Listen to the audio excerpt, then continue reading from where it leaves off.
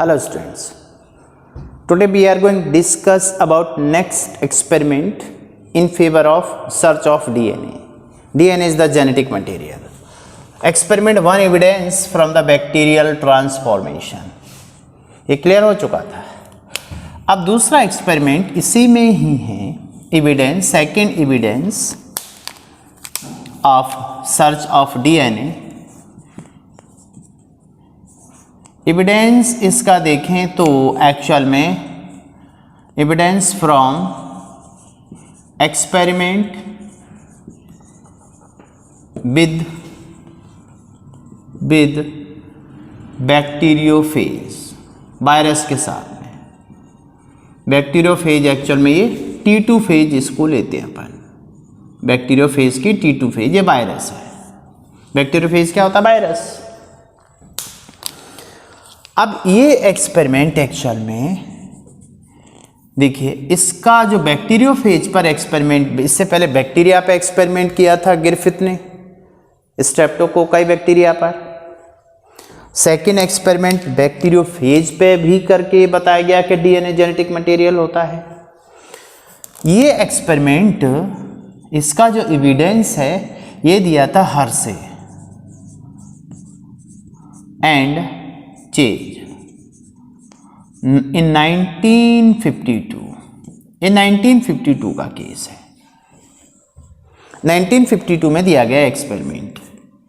इसमें क्या किया इन्होंने जो बैक्टीरियोफेज लिया, ये जो बैक्टीरियोफेज होता है ये मेड अप ऑफ, ये किसका बना होता है? Made up of protein and DNA.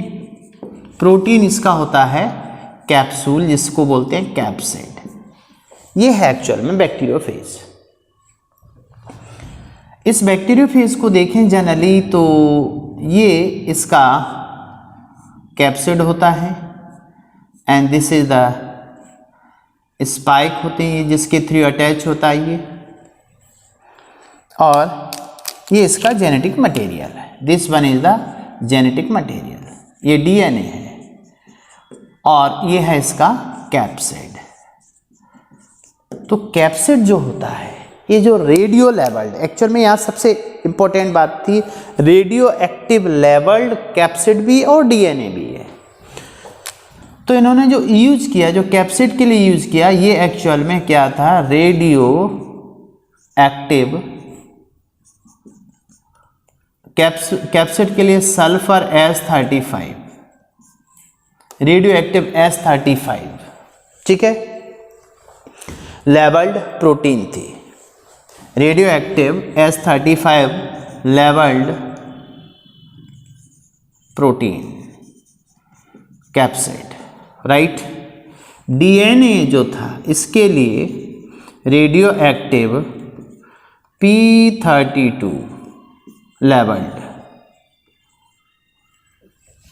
P32 levelled. और ये P32 लेवल क्या है? ये डीएनए, राइट. यहाँ पर ये डीएनए एक्चुअल में रेडियो एक्टिविटी इसके साथ में कौन सी है? ये रेडियो एक्टिव लेवल कौन सा लिया? P32. और प्रोटीन के लिए कौन सा लिया? S35. देखिए क्यों, एक्चुअल में क्या होता है, जो सल्फर प्रोटीन होती है, सल्फर होता है, ये किस में यूज होता है? अमीनो एसिड के लिए. Amino acid. तो अमीनो एसिड किस में यूज होते हैं? प्रोटीन चेन में. और प्रोटीन चेन क्या होती है? कैप्सिड बनाता है, राइट. दूसरा इसमें देखें, अब इस फेज को इन्होंने कल्चर किया, कल्चर विद इकोलाई बैक्टीरिया के साथ इनको कल्चर किया. तो देखिए दो कंडीशन में बात करते हैं यहाँ पर कि इसको यहाँ पर एक केस ए लेंगे और एक केस ए लेंगे. ये मान लीजिए इकोलाई बैक्टीरिया है और इस इकोलाई के साथ में कल्चर किया किसको? ये बैक्टीरियोफेज को. This one is the bacteriophage, ठीक है. यहाँ पर ये बैक्टीरियोफेज इसके साथ में कनेक्ट हो गया, इन्फेक्ट कर रहा है इसको. ये इन्फेक्टिव स्टेज होती है बैक्टीरियोफेज की. अब इस बैक्टीरियोफेज के अंदर जेनेटिक मटेरियल है ये डीएनए.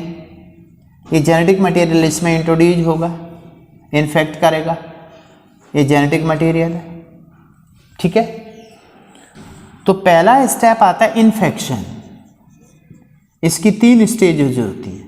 पहला स्टेप इन्फेक्शन, इन्फेक्शन में क्या किया गया, T2 फेज को, ये T2 फेज है, this one is the T2 phase, इस फेज को E coli, this one is the E coli, E coli bacteria के साथ रखा, तो इसने इन्फेक्शन किया। इन्फेक्शन में क्या हुआ होगा, इसका डीएनए मटेरियल इस ई कोलाई में चला गया। अब इसके बाद देखा, इसका सेकंड स्टेप में देखिए क्या किया गया। स्टेप सेकंड में ये जो ई कोलाई बैक्टीरिया है, इन ई कोलाई बैक्टीरिया में ये जेनेटिक मटेरियल आ गया, इन्फेक्शन के बाद ये जेनेटिक मटेरियल इसमें पड़ा हुआ है, right. Next step is the blending. Blending का मतलब होता है separation, separation of the virus and bacteria, दोनों को सेपरेट करेंगे। तो अब देखेंगे यहां पर ये सेपरेट हो गया, ये सेपरेट हो गया, ओके, ये फेज यहां से सेपरेट हो गई, बैक्टीरियोफेज को सेपरेट कर दिया, राइट। इसका मटेरियल इसमें आ चुका है, अब ये सेपरेट हो गया, phase separate with the bacteria. And third step में देखिए क्या करते हैं इसके बाद इसमें ब्लेंडिंग के बाद में नेक्स्ट स्टेप आता है इसका सेंट्रीफ्यूगेशन। सेंट्रीफ्यूगेशन देखिए, अब यहाँ पे इस ई कोलाई, ये अपने पास ये है बैक्टीरिया, ई कोलाई बैक्टीरिया है ये, ठीक है, ई कोलाई बैक्टीरिया है ये, और इस ई कोलाई बैक्टीरिया को और इन कैप्सिड को सेपरेट कर लिया। अब इनका सेंट्रीफ्यूगेशन करते हैं, मतलब इन दोनों को एक ट्यूब में रखते हैं सेंट्रीफ्यूगेशन में। तो सेंट्रीफ्यूगेशन में अपन देखें तो ये जो सेल है, ये देखिए सेल अलग हो जाएगा, ये अलग हो जाएगा सेंट्रीफ्यूगेशन में। अभी देखते हैं अपन, तो इसके अंदर ये जो ई कोलाई बैक्टीरिया है, इसके अंदर ये जेनेटिक मटेरियल पड़ा हुआ है, यहाँ पर ये दोनों का जेनेटिक मटेरियल है। अब इस ई कोलाई बैक्टीरिया में यहाँ पर 2 इंपॉर्टेंट बात है कि इस बैक्टीरिया में जो रेडियो एक्टिव लेवल है वो no radio active S35 detect in cell, ये इंपॉर्टेंट बात थी। नो रेडियो एक्टिव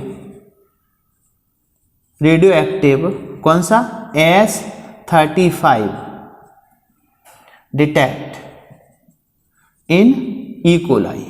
इस ई कोलाई की सेल में अंदर क्या, कौन सी रेडियो एक्टिविटी नहीं है, S35। इसका मतलब ये हुआ कि जो सल्फर होती है, देखिए सल्फर, ये सल्फर किसके लिए होती है, फॉर प्रोटीन। प्रोटीन जहां जाएगा वहां सल्फर जाएगा, अमीनो एसिड में जाता है तो अमीनो एसिड प्रोटीन बनाएंगे। तो अब यहाँ पे तो डीएनए था इस सेल के अंदर, ई कोलाई के अंदर क्या है, डीएनए। इसका मतलब है सल्फर डीएनए के साथ नहीं गया, तो S35 इसमें नहीं गया। S35 गया हुआ तो किसके साथ गया होगा, इन कैप्सिड के साथ में, क्योंकि कैप्सिड क्या होता है, प्रोटीन। कैप्सिड क्या है, प्रोटीन। तो प्रोटीन बनेगा, वहां जाएगा सल्फर। तो सल्फर, इसका मतलब है इस डीएनए में सल्फर नहीं है, सल्फर नहीं है मतलब प्रोटीन नहीं आया यहां पर। तो अब सेंट्रीफ्यूगेशन में क्या हुआ होगा, ये अलग हो गया होगा। देखिए सेंट्रीफ्यूगेशन में क्या हुआ होगा, ये नेक्स्ट स्टेप है, third one is the centrifugation. Centrifugation में देखिए क्या हुआ होगा, ये अलग हो गया सल्फर, मीन्स यहाँ पे इस चीज को, यहाँ देखिए ये टेस्ट ट्यूब है, और इस टेस्ट ट्यूब में सेंट्रीफ्यूगेशन में जो हैवी होगा, बैक्टीरिया हैवी है देन द कैप्सिड। तो ये ई कोलाई सेल है यहाँ पर, ये ई कोलाई बैक्टीरिया है, इसमें ई कोलाई है यहाँ पर। तो ई कोलाई बैक्टीरिया, ये जो सेल है इसमें S35 एब्सेंट है, नो S35 रेडियो एक्टिविटी। लेकिन यदि ये गए होंगे तो अब ये देखिए ये पार्ट यहाँ पर ये क्या चला गया है, कैप्सूल, ये इनका कैप्सूल है, ये कैप्सूल है, राइट, इन बैक्टीरिया का ये कैप्सूल है। तो ये एक्चुअल में ये जो ऊपर वाला पार्ट है, सेंट्रीफ्यूगेशन का कंसेप्ट ही क्या होता है, जो लाइट वेट होता है ऊपर आता है, हैवी वेट होता है नीचे जाता है। ई कोलाई हैवी होता है, तो हैवी होने की वजह से ये कहाँ मिलेगा, बॉटम में, बॉटम में मिलेगा। इसका मतलब ये जो पार्ट है इसे बोलते हैं पैलेट पार्ट, पैलेट रीजन बोलते हैं इसको, ये पैलेट रीजन है। तो पैलेट रीजन का मतलब लोअर पार्ट, यहाँ पर क्या मिल रहा है, ई कोलाई, और ई कोलाई में S35 रेडियो एक्टिविटी नहीं मिल रही है। तो कहाँ गई फिर S35, कहाँ गया, सल्फर कहाँ गया, सल्फर क्या बनाता है, प्रोटीन, प्रोटीन बनाने वाला कौन है, कैप्सिड। इसका मतलब है कि ये जो रीजन है ऊपर वाला इसको बोलते हैं supernatant, this region is the supernatant region, ऊपर वाला सुपरफिशियल है। तो सुपरनेटेंट रीजन में ये जो कैप्सूल है ये कैप्सिड है, और इस कैप्सिड के साथ में क्या मिल रहा है, S35 रेडियो एक्टिविटी। तो radioactivity S35 seen in the supernatant part, not in the pellet region. पहला कंसेप्ट सामने आया, 3 स्टेप, यही 3 स्टेप नेक्स्ट रिपीट करते हैं। देखिए अब इसमें क्या किया गया, यहाँ पे देखिए वही सेम कंडीशन है, बैक्टीरिया ई कोलाई है, इस ई कोलाई के साथ बैक्टीरियोफेज T2 को रखा, तो ये T2 बैक्टीरियोफेज है। यहाँ पर इसके इन्फेक्शन करेगा, पहली स्टेज यहाँ पे आएगी इन्फेक्टिव स्टेज, और इस इन्फेक्टिव स्टेज में ये वायरस, अब इस वायरस के अंदर क्या है, जेनेटिक मटेरियल DNA, ये बनाई DNA का है, और इसका जो DNA है वो रेडियो एक्टिविटी P32 वाला लेवल्ड है। तो अब ये वाला वायरस अब इस ई कोलाई के साथ में जब अपन मल्टीप्लाई करते हैं दोनों को, तो अब देखिए यहाँ पे क्या होगा, ये पहला स्टेप क्या है, स्टेप 1 इज द इन्फेक्शन। तो यहाँ पे इन्फेक्शन हुआ, इन्फेक्शन से इसका DNA किसके अंदर आ गया, ये DNA आ गया होस्ट सेल के अंदर, ई कोलाई के अंदर आ गया, राइट। अब उसके बाद क्या करते हैं, ब्लेंडिंग। ब्लेंडिंग मीन्स क्या होता है, ब्लेंडिंग मीन्स होता है सेपरेशन, सेपरेशन ऑफ बोलो, ऑफ T2 फेज को सेपरेट किया, T2 phase and E coli, दोनों को अलग किया एक दूसरे से। अलग करने का मतलब यहाँ पे ये देखिए, ये ई कोलाई बैक्टीरिया है, और इस ई कोलाई बैक्टीरिया के साथ अब यहाँ पर इनका ये जेनेटिक मटेरियल ऑलरेडी इसमें आ चुका है, this one is the genetic material of the T2 phase, और यहाँ पर ये सेपरेट हो गया, ये देखिए ये सेपरेट हो गया, कौन, T2 फेज, राइट। ये T2 फेज सेपरेट हो चुकी है, यहाँ से अलग हो गया, ये देखिए यहाँ से सेपरेशन दिख रहा है अपन को, ठीक है, राइट, इज इट क्लियर। ये खाली हो गया और सेपरेट हो गया, दिस इज कॉल्ड ब्लेंडिंग। तो ब्लेंडिंग का मतलब होता है separation of the E coli and T2 phase, separate करो। सेपरेट के बाद में क्या करना होगा, third step, step 1, step 2 and step third is the centrifugation. Centrifugation में क्या करेंगे, अब देखिए यहाँ पर क्या होगा, ये और ये दोनों सेपरेट हो जाएगा, ये बैक्टीरिया, यहाँ पे बैक्टीरिया ई कोलाई बैक्टीरिया यहाँ पर सेपरेट हो गया, और सेपरेट क्या हो चुका है, कैप्सिड। अब इस सेपरेट, अब ये जो ई कोलाई सेल है इसके अंदर ये जेनेटिक मटेरियल DNA है। अब DNA है तो DNA के अंदर कौन सी रेडियो एक्टिविटी है, P30। अब ये P एक्चुअल में ये किसके लिए जाएगा, फॉस्फोरस मीन्स P4 DNA में होता है, न्यूक्लियोटाइड में, मीन्स यदि P4 न्यूक्लियोटाइड में देखिए क्या होगा, P4 for nucleotide, DNA nucleotide, P4 phosphate for DNA nucleotide. DNA के न्यूक्लियोटाइड के चाहिए, डीऑक्सीराइबो न्यूक्लियोटाइड के लिए चाहिए होगा। न्यूक्लियोटाइड का मतलब होता है, न्यूक्लियोटाइड का मतलब होता है, देखिए इसमें एक होती है पेंटोज शुगर, ये पेंटोज शुगर है, ये डीऑक्सीराइबोस शुगर होगी। इसके फर्स्ट कार्बन से जुड़ेगा नाइट्रोजनस बेस और इसके फिफ्थ कार्बन से यहाँ जुड़ेगा phosphorus. This is a nucleotide. तो न्यूक्लियोटाइड की चेन ही क्या बनाएगी? डीएनए। अब उस डीएनए का जो फॉर्मेशन है वो पॉलीमर ऑफ द न्यूक्लियोटाइड है। ये न्यूक्लियोटाइड है, ऐसे बहुत सारे न्यूक्लियोटाइड मिलेंगे तो डीएनए बनेगा। और उस डीएनए में न्यूक्लियोटाइड बनाने के लिए फॉस्फोरस यहाँ पर कौन सा फॉस्फोरस की रिक्वायरमेंट होगी? ये अपन ने 32 वाला लिया। तो यदि मान लो डीएनए बन रहा है, आगे मल्टीप्लाई हुआ वायरस और डीएनए बनाया, तो वो डीएनए के साथ में रेडियो एक्टिविटी, यदि डीएनए जेनेटिक मटेरियल है वो वायरस से आ रहा है तो इसका मतलब है उसमें P32 मिलना चाहिए, रेडियो एक्टिविटी मिलना चाहिए। तो आप बताइए इस सेल में यहाँ पर रेडियो एक्टिविटी कौन सी मिलेगी या नहीं मिलेगी? यहाँ पर इस सेल में यहाँ पर रेडियो एक्टिव P32 लेवल जो होगी वो डिटेक्ट होगी या नहीं? डिटेक्ट इन सेल में डिटेक्ट होगी। Radioactivity P32 level detect in the cell, right. अब दूसरी बात देखिए, अब इसके बाद अपन ने थर्ड स्टेप क्या किया था? सेंट्रीफ्यूगेशन। ये मिल रहा है या नहीं मिल रहा है? तो सेंट्रीफ्यूगेशन के लिए अपन को टेस्ट ट्यूब में लिया। इस टेस्ट ट्यूब के अंदर यहाँ पर इसका सेडिमेंटेशन हुआ। सेडिमेंटेशन किसका होगा? हैवी का। हैवी कौन होता है? बैक्टीरिया। तो बैक्टीरियल सेल तो यहाँ आ गई है।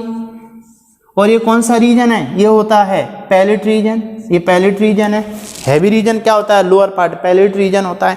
और ऊपर का ये कौन सा रीजन है? ये होता है सुपर नेटेंट रीजन है। तो सुपर नेटेंट रीजन में यहाँ पे क्या अलग हो गया होगा? कैप्सिड। देखिए ये कैप्सिड है, ये वायरस का कैप्सिड अलग हो गया यहाँ पर, ठीक है।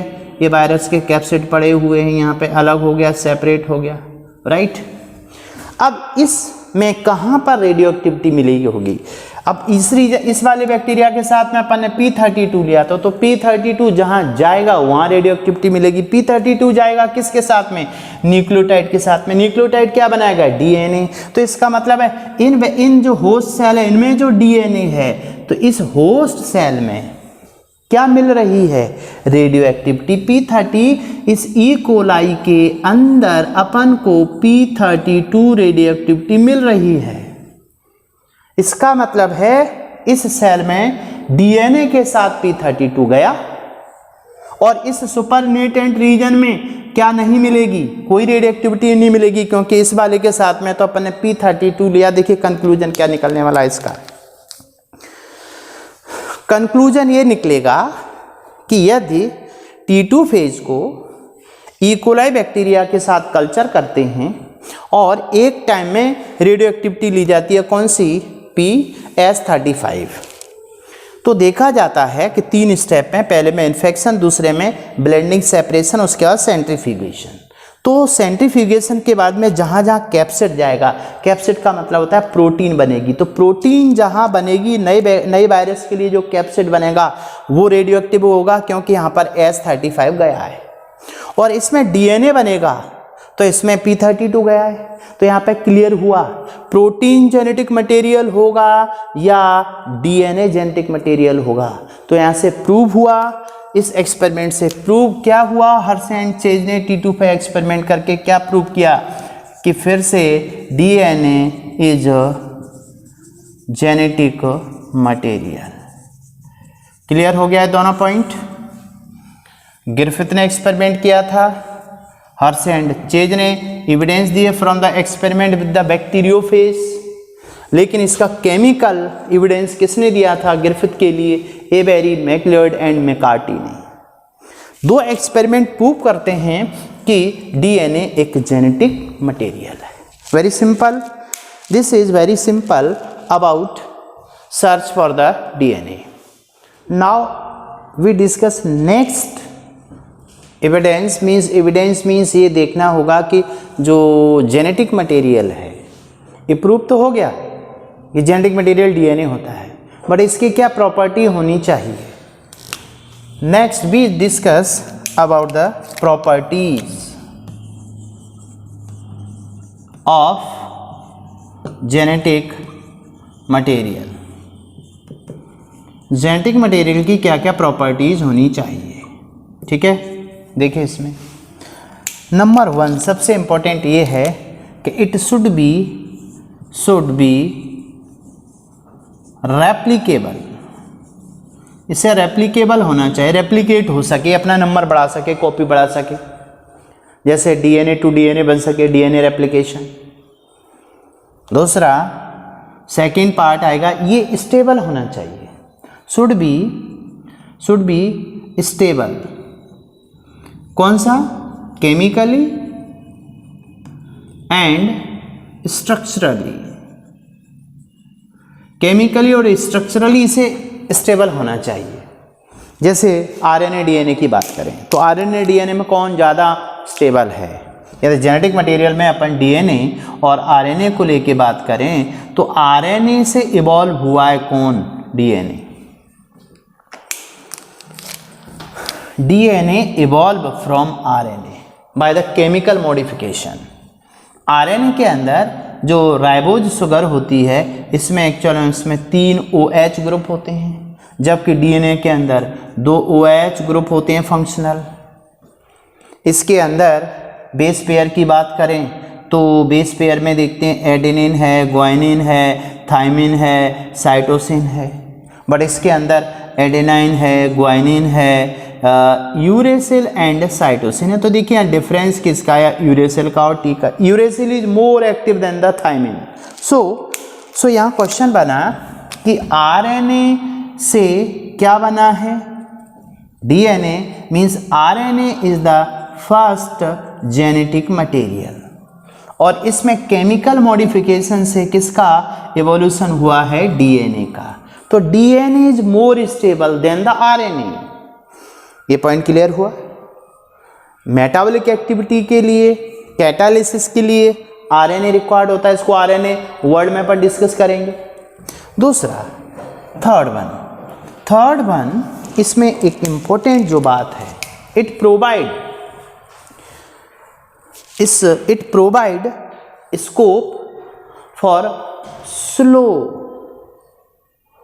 जो म्यूटेशन होगा। म्यूटेशन एक्चुअल में कैसी प्रोसेस है? स्लो चेंजेज होना चाहिए। देखिए डीएनए स्टेबल एक तरफ तो अपन कहते हैं, तो जेनेटिक मटेरियल स्टेबल है तो उसमें चेंजेज भी कैसे होंगे? स्लो चेंजेज होंगे। Means it provide scope for slow changes और इन स्लो चेंजेस को बोलते हैं म्यूटेशन। ऐसा नहीं है कि म्यूटेशन तुरंत हो जाए। प्रोवाइड स्लो स्कोप यानी scope for the slow changes like mutation. And mutation जो होता है वो किसके लिए जरूरी होता है? इवोल्यूशन के लिए। तो यहाँ पर क्वेश्चन उठता है इसी वाले पॉइंट में। सो